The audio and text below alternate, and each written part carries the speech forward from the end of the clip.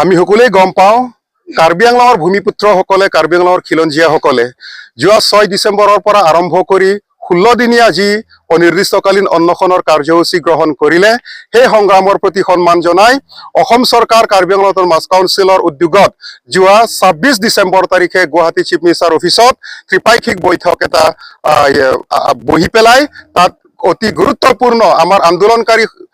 ৰাইজে যিবিলাক বিষয় উত্থাপন কৰিছিলে অসম চৰকাৰ আৰু কাৰ্বি আংলং মাছ কাউন্সিলৰ সন্মুখত এই গোটেই ইস্যুবিলাক আলোচনাৰ মাধ্যমেৰে তেওঁলোকে গোটেই সমস্যাটো সমাধান কৰাৰ কাৰণে মত পোষণ কৰে আৰু এই ত্ৰিপাক্ষিক বৈঠকত যিখিনি সিদ্ধান্ত লোৱা হৈছে সেই সিদ্ধান্তৰ আধাৰত কেনেকৈ কাৰ্যকৰী কৰিব পৰা যায় তাৰ বিষয়ে আজি কাৰ্বি আংলং মাছ কাউন্সিল আৰু সংগ্ৰামী ৰাইজৰ মাজত ডিফুত এটা আলোচনাত বহে এটা বৈঠক বহে গতিকে আমাৰ আন্দোলনৰ এইটো পৰ্যায়লৈকে আনাৰ ক্ষেত্ৰত বিশেষকৈ অসমৰ খিলঞ্জীয়া যিমানবিলাক জাতীয় দল সংগঠন আছে বিশেষকৈ সদৌ অসম ছাত্ৰ সন্থা অসম সাহিত্য সভাৰ পৰা আৰম্ভ কৰি মিচিং মৰাণ মটক টাই আহোম কোচ কলিতা ৰাভা কছাৰী বড়ো গাৰো যিমানবিলাক আমি অসমৰ মানে মূল অসমীয়া জাতিৰ যিবিলাক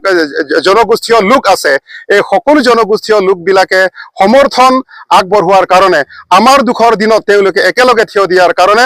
আমি অসমৰ সমূহ খিলঞ্জীয়া ভূমিপুত্ৰসকললৈ আমি কাৰ্বি আংলঙৰ ৰাইজৰ তৰফৰ পৰা কাৰ্বি আংলঙৰ পৰা তেওঁলোকক আন্তৰিকতাৰে আমি ধন্যবাদ জ্ঞাপন কৰিছো আৰু আমি আশা ৰাখিছো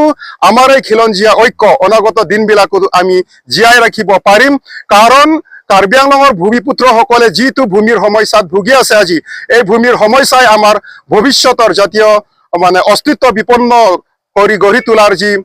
শংকাত আমি ভুগিছো সমগ্ৰ অসমৰ সমস্যা আজি আমি দেখিছো প্ৰায় একেই গতিকে ভূমি ৰক্ষাৰ আন্দোলন যিটো আন্দোলনৰ জৰিয়তে আমি আমাৰ ৰাজনৈতিক সামাজিক অৰ্থনৈতিক সকলোবিলাক আমি জীয়াই ৰাখিব পাৰিম গতিকে আমাৰ এই ঐক্য সংহতি আমি অনাগত দিনতো আমি জীয়াই ৰাখিব লাগিব আৰু আমাৰ এই আন্দোলনত আৰম্ভণিৰে পৰা যিসকল সাংবাদিক বন্ধুসকলে তথা মিডিয়া হাউছে 6 তাৰিখৰ পৰা আৰম্ভ কৰি আমাৰ এই আজিৰ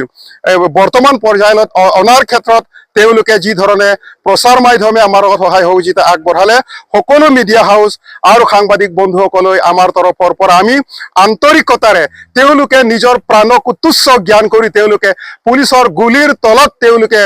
হৰণ লৈ পেলাই পুলিচৰ লাঠিৰ কোব ভৰিৰ কোব সকলোকে তেওঁলোকে নেওচি অতি বিপদ সংকুল সময়তে তেওঁলোকে বাতৰি সংগ্ৰহ কৰি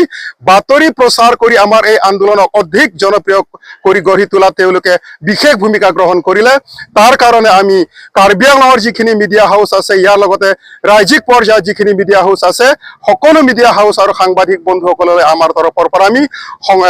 সংগ্ৰামী অভিনন্দনৰ লগত আমি ধন্যবাদ জ্ঞাপন কৰিছো কাৰ্দম